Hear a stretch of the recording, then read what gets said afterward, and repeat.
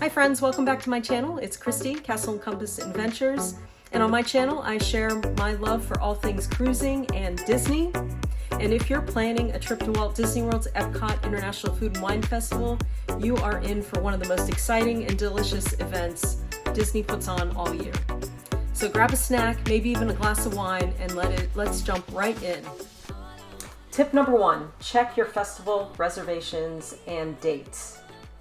Always check the festival dates and make sure you have your EPCOT Park reservation.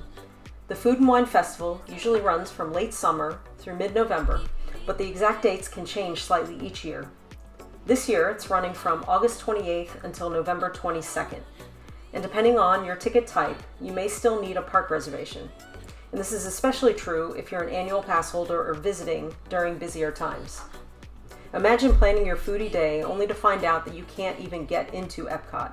Don't let this happen to you. Double check the dates and lock in your reservations.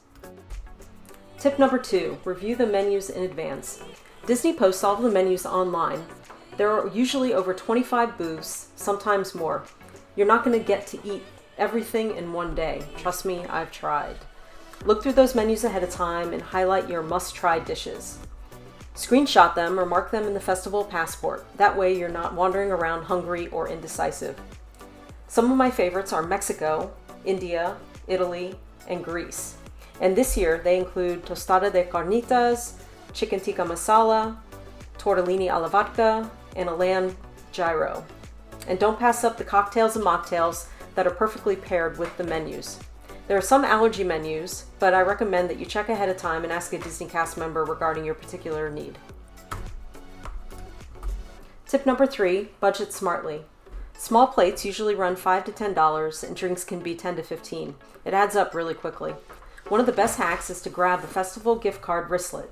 Load it with your budget and swipe at each booth. I like to pick these up at the Communicore Hall. The lines are shorter and they even have some festival merch in there. We'll see if this holds true this year. Anyway, the gift card keeps you on track and makes paying fast and easy. Tip number 4, plan around entertainment. Food and Wine isn't just about the food, it's about the music too. The Eat to the Beat concert series brings in great performers every year. Concerts are included with admission, so check the schedule and plan your visit around the band you want to see. A full schedule can be found online and include performers such as Joey Fatone and Friends, Mercy Me, Katie Tunstall, and Tiffany, just to name a few. A pro tip is to pair this up with the dining package. A list of participating restaurants are located online along with the prices, and the prices includes dinner as well as the priority seating for the concert. My favorite is either Spice Road table in the Morocco Pavilion as a moderately priced option and La Cellier Steakhouse in the Canada Pavilion if you want a nice date night. If you're on a budget, the Regal Eagle Smokehouse is the least expensive option in the American Adventure Pavilion, and it is the only quick service option. Make a decision early as these packages sell out very quickly. Tip number 5, use the My Disney Experience app. This app is your best friend.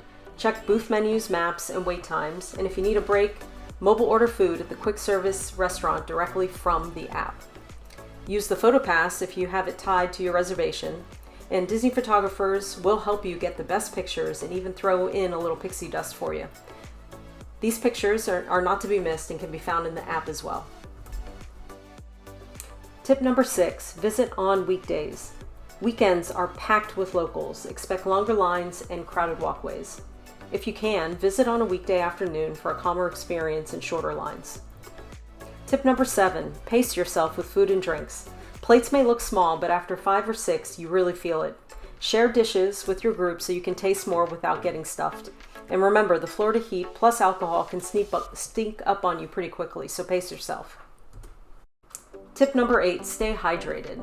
Florida is still hot and humid in the fall, so bring a refillable water bottle and use the refill stations. Alternate between drinks and water to keep your energy up all day.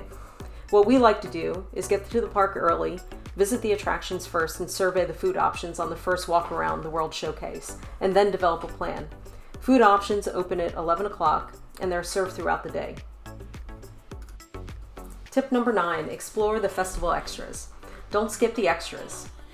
Remy's Ratatouille Hide and Squeak and Pluto's Pumpkin Pursuit are fun for kids. Emil's Fromage Montage, a flavorful quest of tasty cheese dishes and sweets, will not disappoint. Look for limited edition pins and shirts, and festival merch is sold throughout EPCOT, and if you can't find your size in one gift shop, check the others. Don't hesitate, as some merch sells out pretty quickly. Remember to check the dates online and sign up early. Tip number 10, plan your transportation. If you're enjoying festival drinks, please have a safe way home. Use the Disney buses, monorail, or Skyline if staying off property, and rideshare is a great option as well. A pro tip is to stay along the Skyliner or the Disney's Yacht Club or Beach Club resort so you can walk into EPCOT on the back side of the French Pavilion. Plan ahead so your day ends stress-free. And there you have it, 10 things to do to prepare for EPCOT's Food and Wine Festival. With a little planning, you'll taste more, save time, and enjoy every minute. What's your must-try dish this year? Drop it in the comments below, and if you found this helpful, hit the like button, subscribe for more Disney guides, and ring the bell so you never miss a tip. Thanks for watching, and I'll see you at EPCOT.